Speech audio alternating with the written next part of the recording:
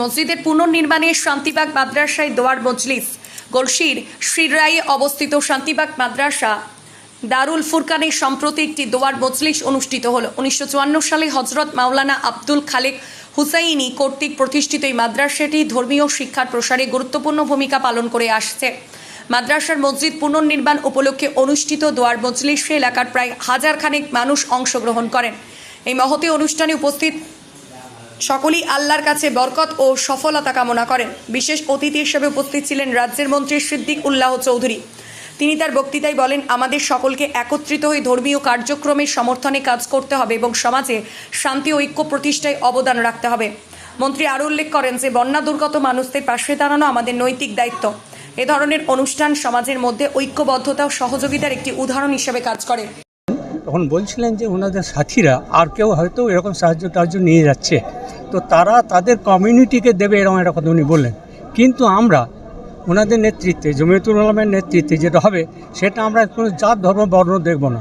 আমরা সর্বশ্রেণীর মানুষকে আমাদের সামর্থ্য অনুযায়ী যা পারবো দেবো, সেটাই দেওয়ার ব্যবস্থা হুজুরকে বলা হলো। উনি সেগুলো করবেন, উনি যাবেন এবং সবাইকে দেবেন, সব মানুষকে দেবেন, মানুষ মাত্রকেই দেবেন। কোনো জাতীয় ধর্ম দেখার আমাদের কোনো নেই। আমাদের গলসি থেকে যেটা ভাবা গিয়েছিল তার থেকে অনেক বেশি, বোধহয় 70-7 এরকম কিছু একটা বলা হয়েছিল, মনে হয় তার থেকেও বেশি আমাদের হোসেন যেটা বললো যে ওই যা বলা হয়েছিল তার থেকেও টার্গেটের বেশি দেওয়া হয়েছে, মানুষ দিয়েছে। এখানকার মানুষরা অতীতেও দিয়েছে, এখনও দিচ্ছে এবং সবসময় দেওয়ার একটা মানসিকতা এই গলসি থানার মুসলমান ভাইরা যারা আছেন বা আমাদের এখানে যারা মানুষরা আছেন দেন, বরাবরই দেন। সেই ঐতিহ্যটা ধারণ করে তারা এখনও দিয়ে যাচ্ছেন। এখন আমরা যা ভেবেছিলাম তাতে বেশি হচ্ছে, বেশি গেছে এবং সেটা দেওয়া হয়েছে, পাঠিয়ে দেওয়া হয়েছে এবং ডিস্ট্রিবিউট হয়ে গেছে এবং আমরা সব মানুষকে দিয়েছি। এখানে দারুল ফুরকান শান্তিবাগ মাদ্রাসা খুব প্রাচীন, 1954 সালে ভিত্তি স্থাপিত হয়েছিল। প্রতিষ্ঠাতা ছিলেন হজরত মাওলানা আব্দুল খালেক হুসাইনি রহমতুল্লাহ আলাই, যিনি শাইখুল ইসলাম হজরত হুসেন আহমদ রহমতুল্লাহ আলাই শিষ্য বা তার অনুমতিপ্রাপ্ত পীর ছিলেন। এই মাদ্রাসা বাংলার একটা ইতিহাস। এই মাদ্রাসার যে মসজিদ সংস্কার এবং বড় করার জন্য আজকে মজলিস ডাকা হয়েছিল, সেখানে বিদগ্ধ আলেমরা সব এসেছিলেন। আমার পক্ষ থেকে মসজিদ ছাড়াও গলসি থানার প্রচুর গ্রামের লোকজন এসেছেন। প্রতিটি গ্রামের মুসলমানদের কাছে অনুরোধ, প্রতিটি মসজিদের সম্পত্তি রেকর্ড হতে হবে।